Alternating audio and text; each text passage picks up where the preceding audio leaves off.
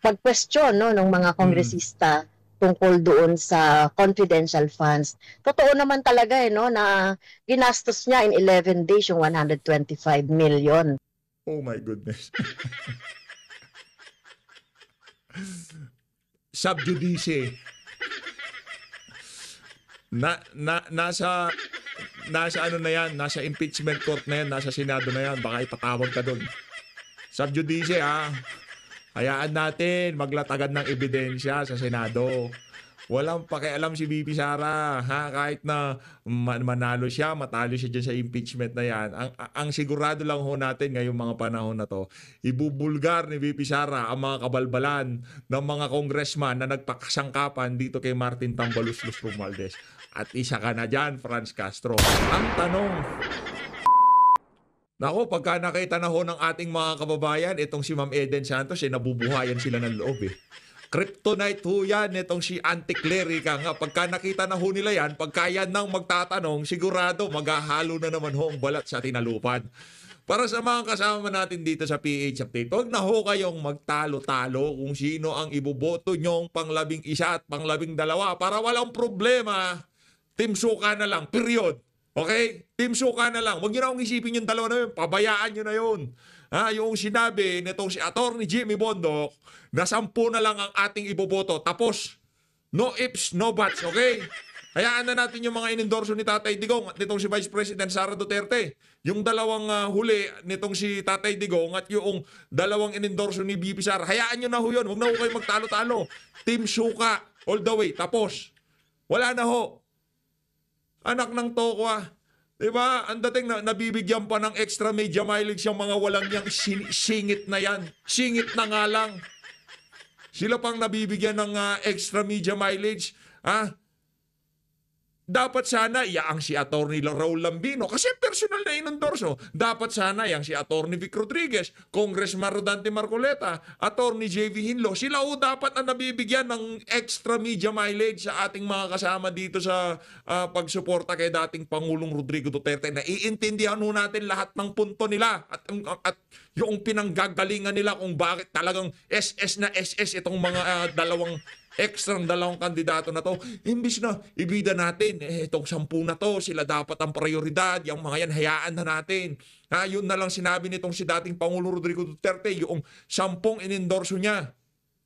Sila na lang ang tutukan natin. Yang si Pastor Apollo Kibuloy.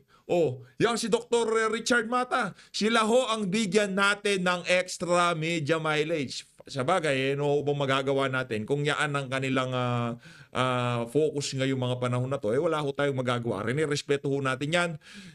Yung iba dyan talagang iniidolo ho natin sila, sa totoo lang. Iniidolo ho natin sa paghimay nila sa mga issue, sa pagsalansan nila sa mga issue. Wala ho tayong binabanatan o pinaparinggan. Idolo ho natin, yung respeto natin sa mga yan, talaga namang napakataas. Iniidolo ho natin yung mga yan.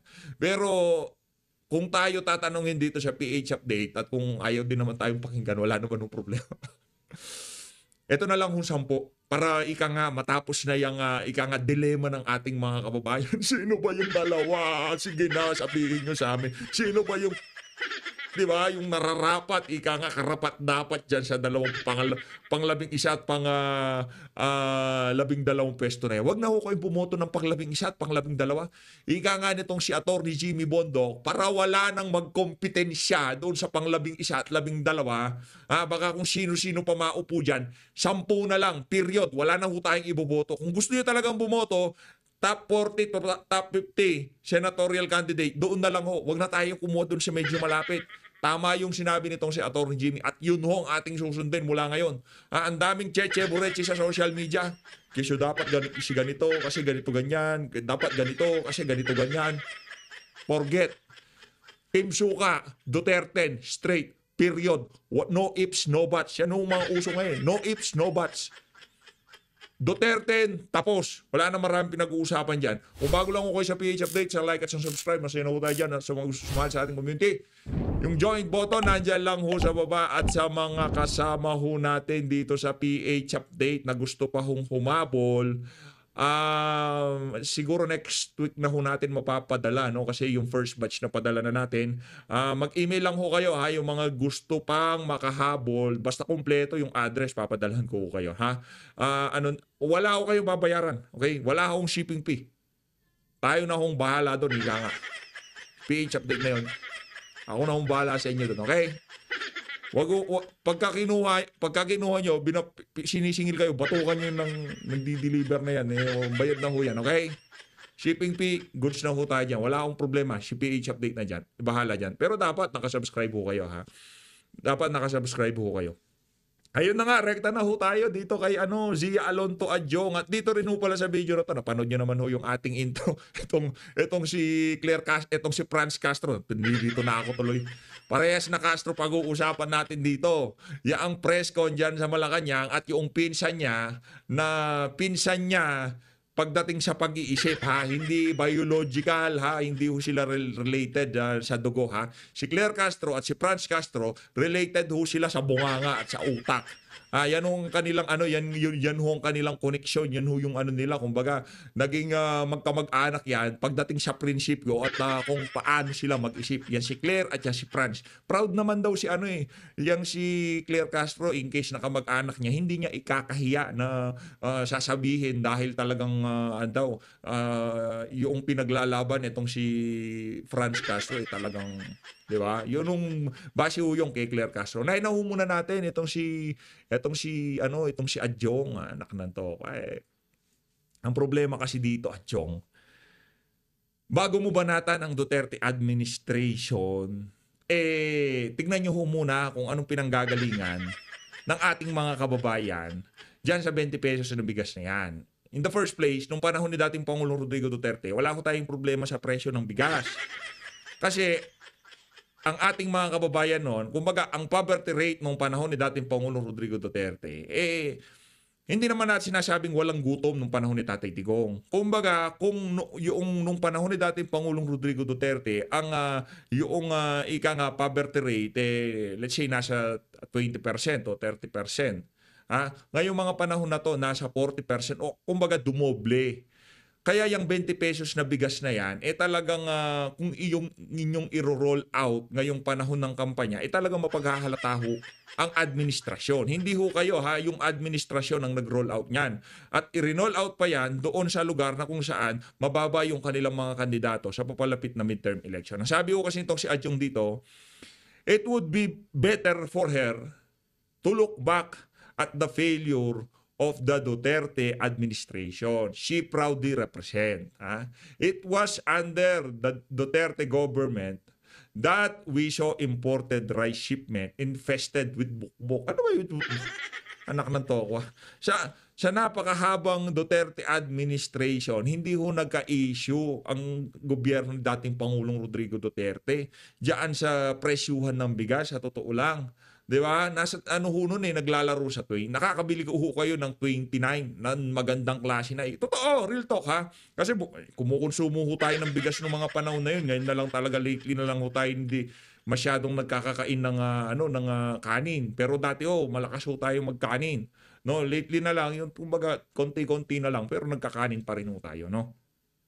Alam mo natin ang presyuhan nun kasi kumakain tayo. Nung panahon ni dating Pangulong Rodrigo Duterte, pagka umabot na ng 30 pesos ang bigas, naku, dinurado na yan.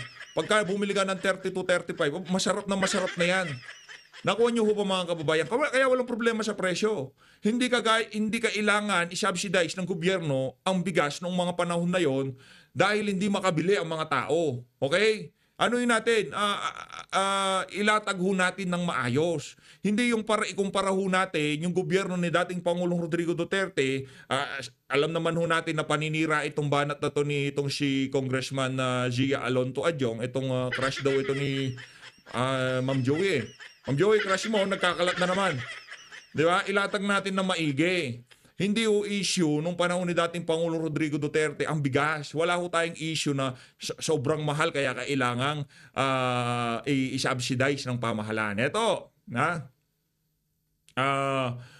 when her father's appointed Agriculture Secretary Manny Piñor oversaw rice importation before pointing finger, it would be better for her to look back at the failure of the administration she proudly represent. Ano ho ang failure ng nagdaang administration pagdating sa agrikultura?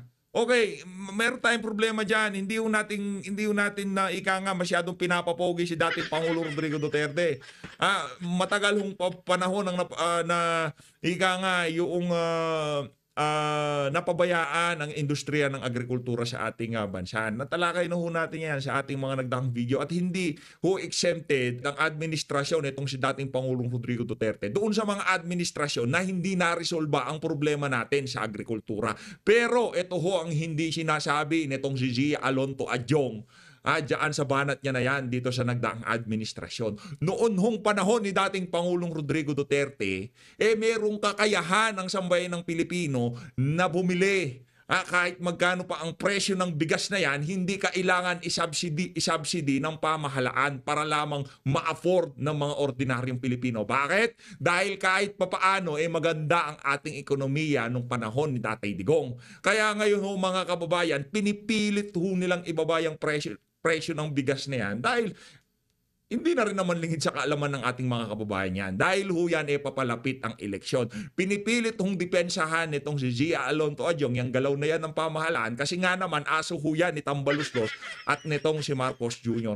Eto hindi ho natin sinasabi na noong panahon ni dating Pangulong Rodrigo Duterte talagang na-resolve nila ang issue natin sa agrikultura. Wala hong ganon. Meron hong problema dyan. Pero pinipilit ho ng administrasyon itong si dating Pangulong Rodrigo Duterte na i-balance lahat. I-balance ho kagaya ng nagkaroon ng rice tarification law. Yung mga ini-import na bigas, yung taripang nakukuha doon, anong ginagawa doon? Dapat yun mapunta sa ating mga magsasaka. Anong ginawa ho nitong si Marcos Jr.? Yung dapat sanang porsyento na mapunta sa ating mga magsasaka doon sa rice tarification na yon, tinapyasan ho nila yon. Yung pag-iimporta ng bigas sa intensyon nila, sa kagustuhan nila na mapababa ang presyo ng bigas, tinapyasan ho nila nung nagdaang taon. Yung mga mag-i-import ng mga agricultural products sa ating bansa. Meron bang meron bang naging resulta yung ginawa na yon itong si Marcos Jr.? Puro yung mga galaw nila dito puro kadisperaduhan na ika nga. Pero wala ho tayong nakikitang resulta. Ngayon, ang tanong dito, Zia Alonto Adjong, yarin lamang binanatan mo itong si dating Pangulong Rodrigo Duterte na kesyo nag-import sila bukbok. Nag-import sila kesyo meron pang 70 pesos. Ang tanong, bakit noong panahon ni dating Pangulong Rodrigo Duterte hindi umiiyak ang sambayan ng Pilipino kahit umaabot ng 35 pesos ang bigas? Yun ang tanong dyan. Diba? Meron hubang nag-iiyakan nung panahon ni dating Pangulong Rodrigo Duterte dahil ang mahal ng bigas 35 pesos na per kilo. Ang mahal ng bigas kasi pagka 35 pesos per kilo yun na yung masarap ika nga yung whole grain na yun, 'di ba? Yun yung pagka kahit lang toyo at mantika lang ang ulam, talagang ganadong-ganado ka na kasi bigas kanin pa lang, ulam na. Noong mga panahon ni dating Pangulong Rodrigo Duterte yun. Pero ngayon mga kababayan, pagka yung 35 pesos na bigas ang binili mo, maalos hindi mo na malulunok. Dahil hindi mo na malaman kung anong lasa o amoy ng bigas na yan. Ang tanong, bakit nung panahon ni dating Pangulong Rodrigo Duterte, hindi ginawa ng administrasyon na sinubsidize nila ang presyo ng bigas para ma-afford lamang ng mga mahihirap na Pilipino? Ang sagot, kasi kahit papaano, yung purchasing power ng mga Pilipino ng mga panahon na yon malakas. Hindi kagaya ng mga panahon na to, yung 10 piso, ang hirap, di ba? Ang hirap pakawalan yung pagsipa ng mga pangunahing bilihin, kahit piso lang talagang iniinda ng sambayan ng Pilipino. Bakit? Kasi walang trabaho. Bakit? Bakit? Kasi imbis na iuna yung mga programa na ikagaganda ng buhay ng mga Pilipino, inuna ng Diyos nyo dyan sa House of Representatives ang pamimigay ng ayuda. Alam nyo ba kung yung mga pondong ipinamimigay nila bilang ayuda, pinanggawa yun ng mga makabagong infrastruktura, kalsada at kung ano pa man. Sa bagay, kukurakutin din naman nila, no? Anak ng toka, kahit saan tayo magpunta. Punta tayo sa ayuda, may kurakot. Magpunta tayo sa infrastruktura, may kurakot. Saan kaya lulugar ang sambayan ng Pilipino para matapos itong mga kabalbalan ng mga politiko na to? Alam nyo kung saan? iboto ho natin ang mga kandidato ni dating Pangulong Rodrigo Duterte. Sa ganung paraan, kahit papaano, meron hong magbabantay dyan sa ating pangtao ng budget. Nandyan si Atty. Vic Rodriguez, nandyan si Atty. Jimmy Bondoc, Atty. Marcoleta, yan si Pastor Apollo Quibuli, isa din ho yan. Talagang babantayan niya ho ang tao ng budget. Yung mga abogado natin, nandyan ho yan. Sila ho ang magiging susi para matapos ang kabalbalan ng administrasyon ni Marcos Jr. Yun ho ang ating sinisigurado dito. Meron ho tayong narinig-rinigan. Naku, ma'am, sa susunod na video lang natin pag-usapan. Hala ho talaga, panic mode na ho itong mga walang yan na to. Eto, rekta na ho tayo dito kay meron pa nga ho sana tayong isang dito kasi nakita natin to kay Ma'am Joey. Ito, isa sa mga rinirespeto nating vlogger. Isa sa mga iniidolo natin, isa sa mga pinapakinggan natin, yang si Ma'am Joey. Joey Cruz. Sobrang idol ho natin yan. Eto! Nako. Ito, nagtatanong tayo Grabe naman yan! Anak ng toka. Bakit merong ganyan? Team Leia. Anak ng toko. Ano kaya yung Team Leia na yan? Akap, Trillanes. Bakit merong akap si Trillanes? Amount, 4 million. Ano yung 4 million na yan? Amount, ibig sabihin, pera, ganon? Papel ba yan? Bakit ganon? Akap, tapos Trillanes, Caloocan City. Tapos merong amount, 4 million. SDO, date, September 24, 2024. Ano yan? Naglalabasan na ho ang kabulukan. Ito, nagtatanong tayo, ano yan? Wala ho tayong pinapatungkulan, wala ho tayong binabanatan. Nagtatanong ho tayo, ano yan? Congressman na ba yung si Trililing? Bakit meron ho siyang akap? Anak ng toko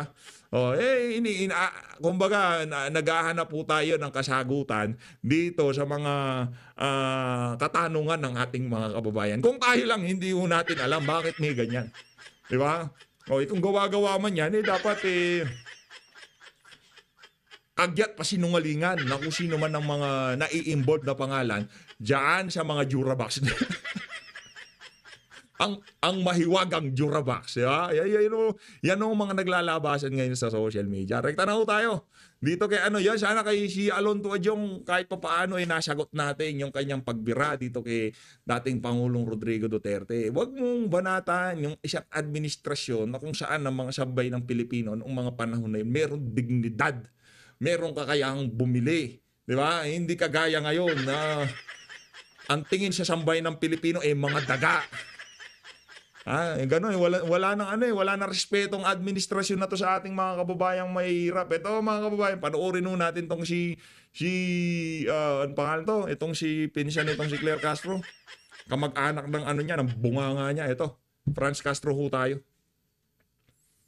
Well, stop being childish, no? Ang payo ko na lang kay VP Sara Duterte. At talaga namang ito ba ay part ng kanyang revenge or paghihiganti? Grabe ka naman, madam. Ang aga naman yan. Napapraning ka na din. Franz Castro. Napapraning ka na din. Wala pang...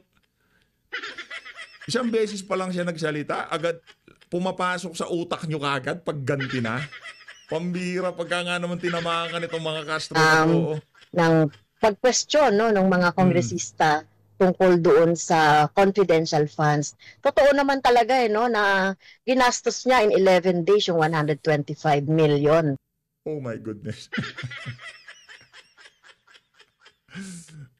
Sub judice. Nasa nasa impeachment court na yan, nasa Senado na yan, baka ipatawag ka doon.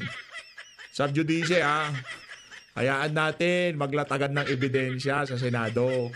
Walang pakialam si VP Sara, kahit na manalo siya, matalo siya dyan sa impeachment na yan. Ang sigurado lang ho natin ngayong mga panahon na to, ibubulgar ni VP Sara ang mga kabalbalan ng mga congressman na nagpakasangkapan dito kay Martin Tambaloslos Romualdez. At isa ka na dyan, Franz Castro. Ang tanong, nasaan ang kandidatura mo ngayong 2025 senatorial election? Nasaan ang kandidatura mo? Yan ang problema dyan. Ang lakas ng loob mong tumakbo ng pagka-senador, akala mo siguro yung ginawa mong papusit-pusit dyan sa House of Representatives, papakinggan ka na ng ating mga kababayan. Huwag ganon. Yan ho ang problema dyan kay Franz Castro. Franz, ang sigurado natin dito, meron kang kaso.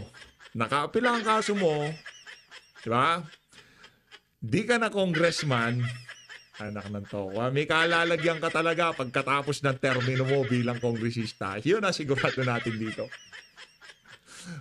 Yung iyong apila, madidesisyonan yan. Sigurado tayo, 100%. Ano yan, alam nyo, kasi pinaparatangan nila si BP na desperate move daw yung ano niya yung pagbanat niya doon sa mga congressman. Alam mo yung ginawa mong pagtakbo ng pagkasenador, yan ang desperate move. Yan ang desperate move. Kasi yung kaso yung tawag doon, kidnapping ba yung kaso niya? Kalimutan ko eh. Child abuse ba? Ano ba kaso ni Franz Castro? Teka lang, baka ano natin magkamali tayo. Franz Castro case. So, eto ho, ang kaso nitong si itong si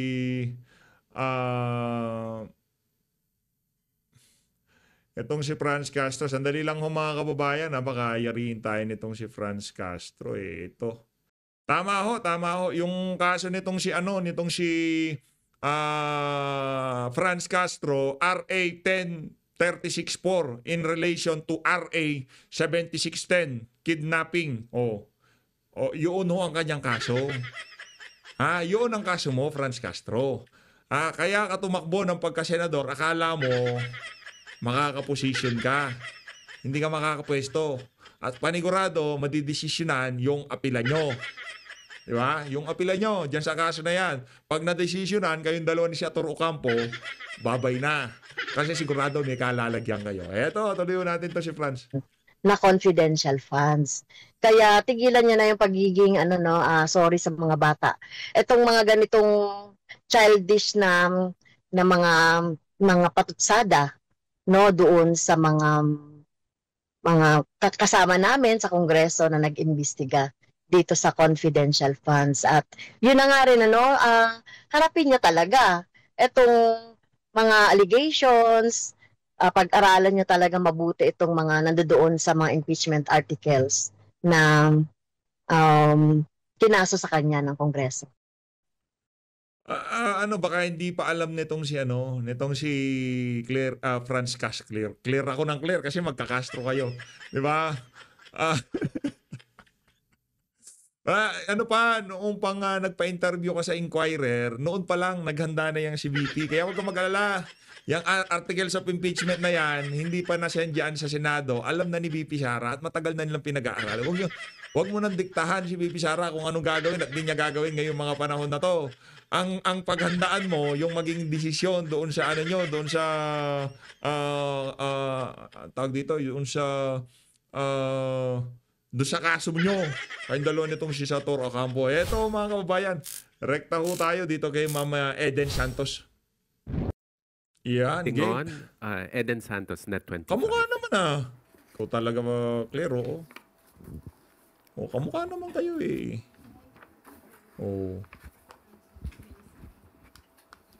Yusek, good morning po.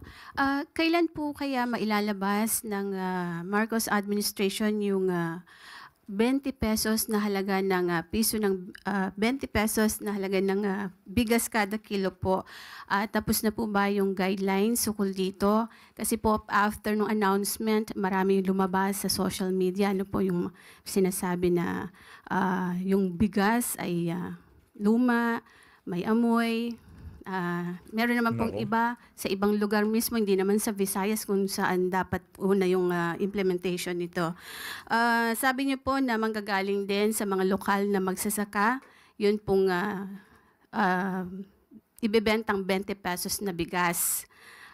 May we know po sino-sino yung mga magsasaka or kooperatiba na magiging source po o pagkukunan nitong bigas na ito? Unahin po natin ang mga katanungan ni Miss Eden. Una po, pinapasinungalingan na po namin yung sinasabi sa mga balita na ito'y may amoy. Unang-una, hindi pa po nag-roll out, kaya po ito ay masasabi natin isang disinformation. Pangalawa po, sinabi po ni Anak ng tokwa, noong palpak yung mga naglabasang mga bigas, hindi pa daw nag-roll out. Galingan nyo, roll out lang na roll out. Galingan nyo yung pag-roll out dyan sa mga bigas na yan. Di ba? Kasi ngayong mga panahon na to, sa dami ng mga gahamang mga importer, sa dami ng sa tingin nating oversupply diyan sa NFA, talagang maraming nabubulok na bigas. Imbis na itapon, imbis na masayang, yan na lang siguro gagawin nila. Aabangan ho namin yan, Yusek Claire Castro, yung bigas na yan. Marami hong nag-aabang dyan, lalo na yung mga kababayan natin. Malaki-laki ang gastusin ng administrasyon dyan sa pagsasubsidize sa mga bigas na yan. Kaya make sure na medyo mabango yan, yung amoy pandan, Secretary Laurel, na ang una pong ilo-launch po ito sa Cebu, May 1. May 1, okay, So kung saan May po 1. ito ibebenta, ito po ay ayon na rin po sa guidelines ng local government units. Siguro po mas maganda po itanong natin kung sino po yung mga involved na local government units para malaman natin kung ano yung mga guidelines po nila. At sa May 2 naman po ay sisimulan din po ito sa Visayas Avenue sa Bureau of Animal and Industry. Sa May 2 po, ito naman po ay sa Kadiwa. Ano po yung sino-sino po yung mga magsasaka or kooperatiba na pag mumulan po nitong source ng 20 pesos na bigas? Kasi sabi niyo po, local farmers po ang panggagalingan nito. Ibig sabihin, hindi po imported rice yung ibebenta natin na 20 pesos na bigas? Sa ngayon po, ang sinasabi po natin ay manggagaling ito sa local farmers. Yan po ang maliwanag. Kung meron po mga kooperatibang mai-involve po dito, Akala ko pong marami yung di ba? Yung unang dahilan nila dito, kung mali ako, correct nyo na lang ako Marami ang supply ng ng NFA na bigas. So, yun ang gagamitin nilang, yun ang iro-roll nila. Kung di tayo nagkakamali marami ang supply. Kumbaga, kasi bago to, nagkaroon ng mind conditioning na sa loob ng 5 taon, ngayon lang lumaki ang buffer stock o yung reserbang bigas dyan sa NFA. Bago pa ho yung yung 20 pesos na bigas fiasco na yan, Meron hong lumabas na ganong balita, nakalimutan ho natin kung sino naglabas nun. Pero meron hong ganon. Sa loob ng 5 taon, ngayon lang lumaki ng ganyang kalaki ang reserba ng bigas dyan sa NFA. Pagkatapos nun, ilang araw, lumabas yung issue ng 20 pesos na bigas na yan. Ang tanong, manggagaling yan sa NFA, eto ho ba yung sinasabi nilang sobrang laking reserba na bigas na sa NFA, yan ho ba ang irorol nila? Kung yan ang irorol nila, paano nating masasabi na galing yan sa mga magsasaka natin? Ito naman si Ate Claire naman, oo.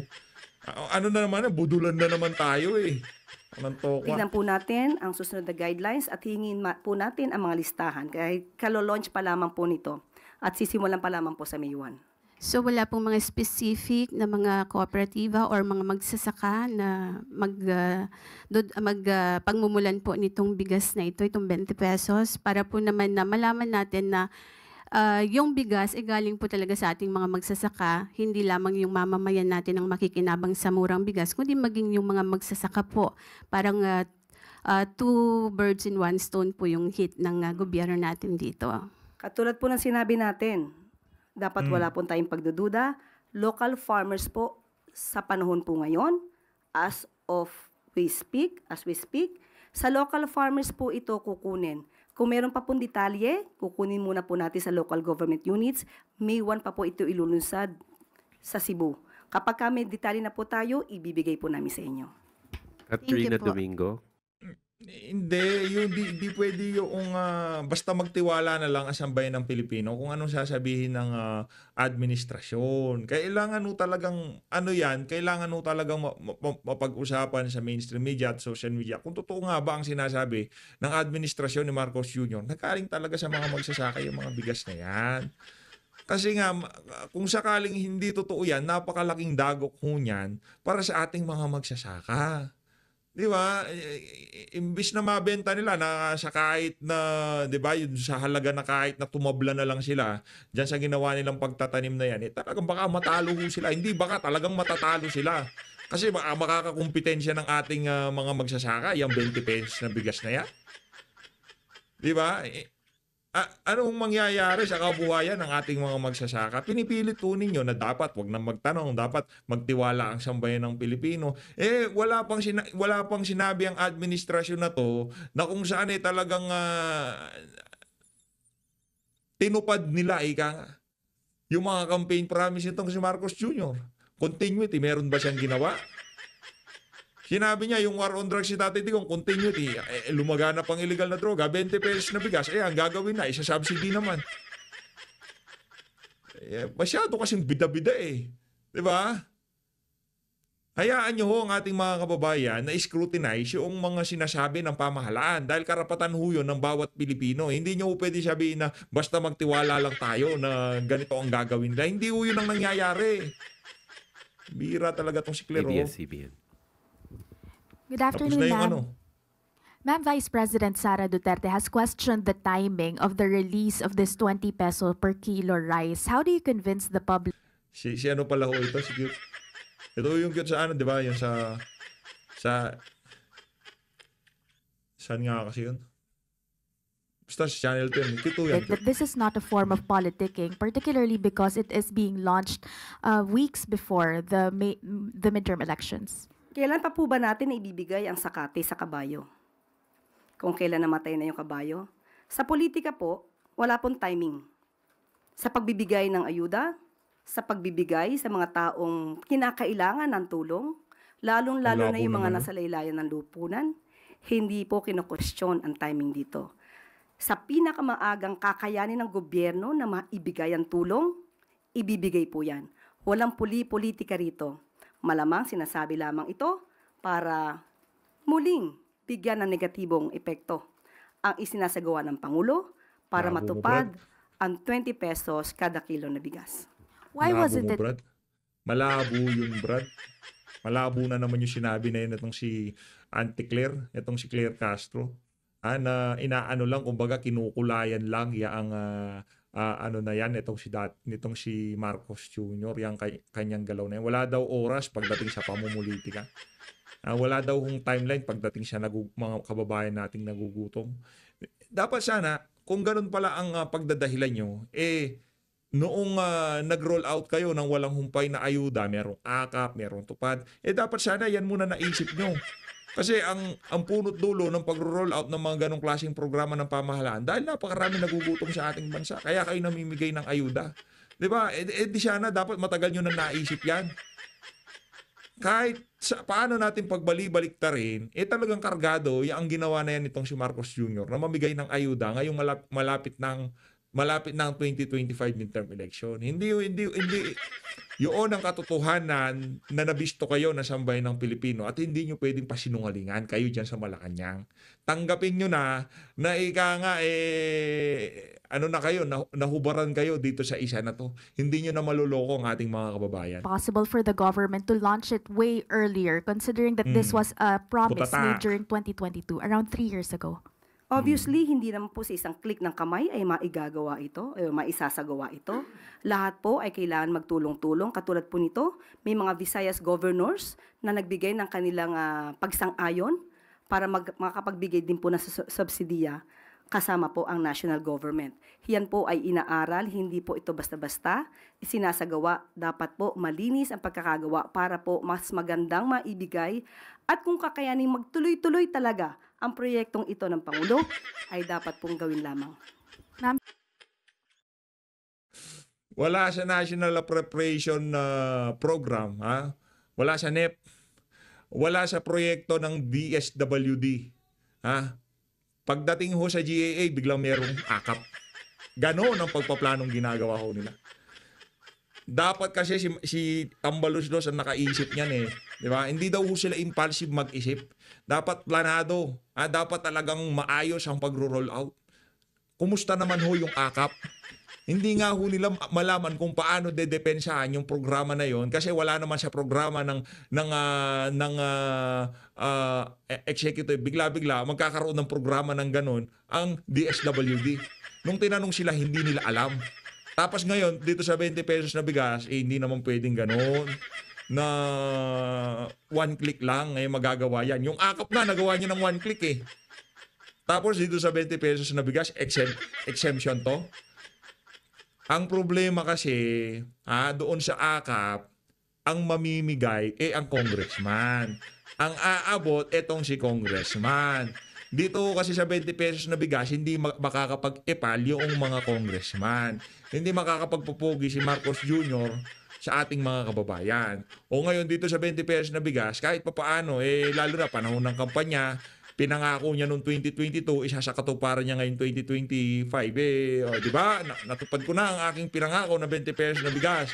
O panibagong panloloko na naman ho yan. Huwag ho kayong maniwala. Kung meron kayong makita ang bigas, bili ho kayo ng marami dahil mauubos ho kagad yan. Di naman ho madidire-diretso yan. Diba? Hindi ho madidire-diretso yan. Kung bibili ho kayo, damihan nyo na. Itabi nyo na lang. Kaso problema, may amoy na yung binibenta. Kung dadagdag na lang ho kayo ng 15 pesos, kung kakayanin din naman, di ba? Baka kung ano pa linagay nila dyan.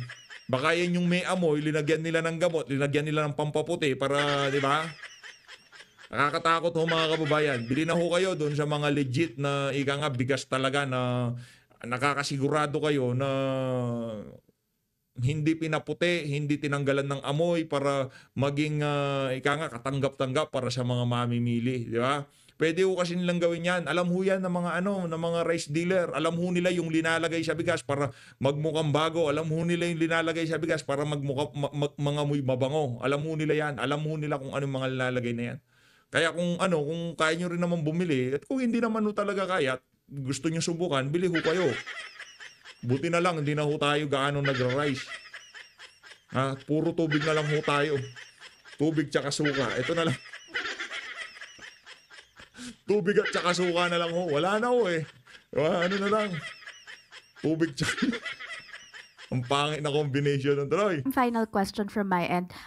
How sustainable, how confident are you with regard to the sustainability of Ganda this ito. project considering that the Ito talaga itong alin na to. Medyo merong sense magtanong. Yan yung sa ANC. Yan yung pinapakinggan natin na nag-i-interview din. Mahusay din. government is subsidizing a big portion of the amount and it's not the actual cost of production for farmers?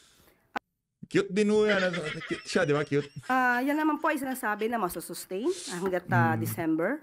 Hanggang Ito December, pong taon ng December. At ang pinag-uusapan po ngayon ay sa susunod na taon ay maaaring maisama na po ito sa budget. Yun. Ganun na lang daw gagawin nila niyan. Yung para pang-akap, gagawin nila ng pang-subsidiya sa bigas. O, sino na naman bang kikita dyan? Yung mga taga-Department of Agriculture nito, pinag-aaral na naman nila. Kanino kaya mapupunta tong na to? Kitaan dito sa pagsasubsidy, pagbili ng mga bigas, yung mga gagawin nilang 20 pesos kasi 35, 32 yan eh. O sino na naman ho kayang kikita nito? Baka yung mga kamag-anak ng mga nasa DA bibili ng mga taga 30 pesos na bigas tapos ibebenta nila sa administrasyon na tag 35. Meron na namang kikita. Lahat talaga ng oportunidad na makapagnakaw itong mga walang yang to, gagawin ho nila. Kung doon sa akap, imbis na 5,000, 2,000, 1,500 lang pinamimigay, dito sa 30 pesos na bigas na to, ibebenta ng mga kamag-anak ng mga taga-DA o kung saang lupalot man ng Pilipinas na mga rice dealer, na yung mga tag 30 pesos, ibebenta nilang tag 35 at ibebenta naman ng pamahalaan ng tag 20 pesos. Nakukuha niyo ho ba mga kababayan? Sigurado ho, yan na naman ho ang magiging suma dyan sa gagawing proyekto na yan ng administrasyon nitong si Marcos Jr. Di ho tayo negative dito mag-isip. Yun ho ang realidad, ika nga. Yun ho. Yun ang nangyayari dito sa bansa na to. Yung mga buitre, yung mga oportunista, yung mga magnanakaw, talagang pumipila. Lahat ng pagkakataon na pwedeng sunggaban yung mga pagkakakitaan sa pamahalaan, ginagawa ho ng mga walang yan. As always, maraming salamat to sa pagsuporta sa PH Update. Mag-ingat ho kayo dito kay Ate Claire, no? Kasi nakakatakot ho siya, ibang klase ho siya. Yung mga katwiran ho talaga niya, talagang out of this world, no? Kasi hindi daw sa pitik ng kamay magagawa yung mga proyekto. Bakit? Nasaan yung akap? Nakananto ko, nagkagulutan eh. Nung pagdating sa GAA, biglang meron ng pondo ang AKAP. DSWD nga, hindi nila alam na merong ganong programa. Di ba, sinabol sila dyan sa Senado. Yun nga ang problema. Pag gusto nila, kaya na mabilisan. Pero ngayon, dapat kayanin. Dahil ang usapan dito, hindi na dapat si congressman ang mabigay o kung sino pa man. Dapat makapagpakita tayo ng 20 pesos na bigas. So, always, mahalin natin ang Pilipinas. Walang yaka talaga, Claire Castro. Oo.